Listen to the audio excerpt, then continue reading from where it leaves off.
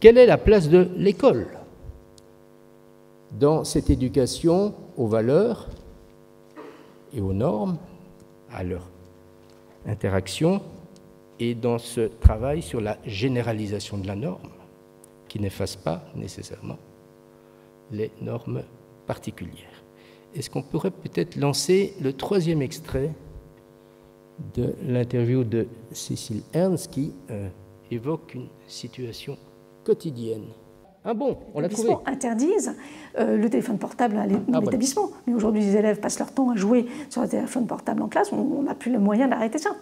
Bon, donc, là aussi, et quelque part, ça nous amène à quelque chose qui, pour moi, est important, c'est que quand la règle n'est plus crédible, nous n'avons plus aucun outil pour assurer notre autorité, en fait. Voilà. Et je pense que la réflexion sur la règle manque cruellement, parce que je pense aussi que la génération qui a beaucoup déconstruit l'école, et je pense à cette sociologie-là, appartient, alors là, pour le coup, à un phénomène générationnel, qui est la contestation de la règle, qui est perçue comme liberticide.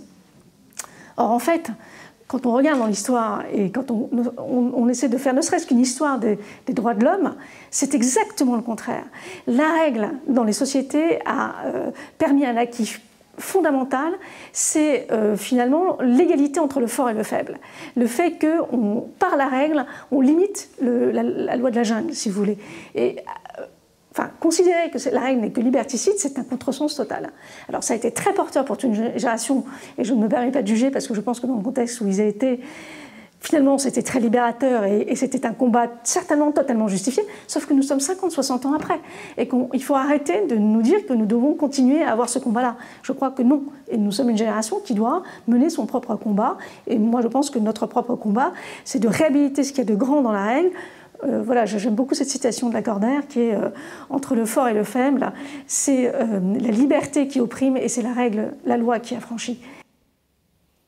Bien. Donc, elle commençait en évoquant la difficulté de faire régner la discipline à l'école, à travers notamment la concurrence des GSM,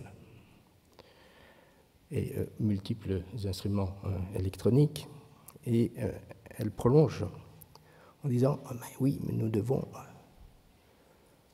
réaffirmer la nécessité des normes ». Sur base de ce que je viens de vous dire, vous avez compris que j'ajouterai « et des valeurs ». Maintenant, première question, est-ce que l'école est la seule instance sociale qui doit faire cela?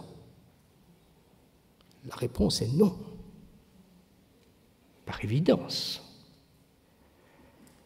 L'éducation à la norme et à la valeur se réalise dans toutes les institutions.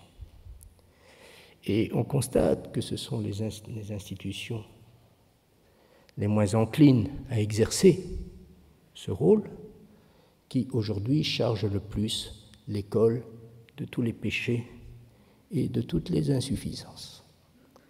Bien sûr que la famille est une instance d'éducation irremplaçable et que l'école, même si elle grandit, elle se généralise, ne remplacera pas la famille.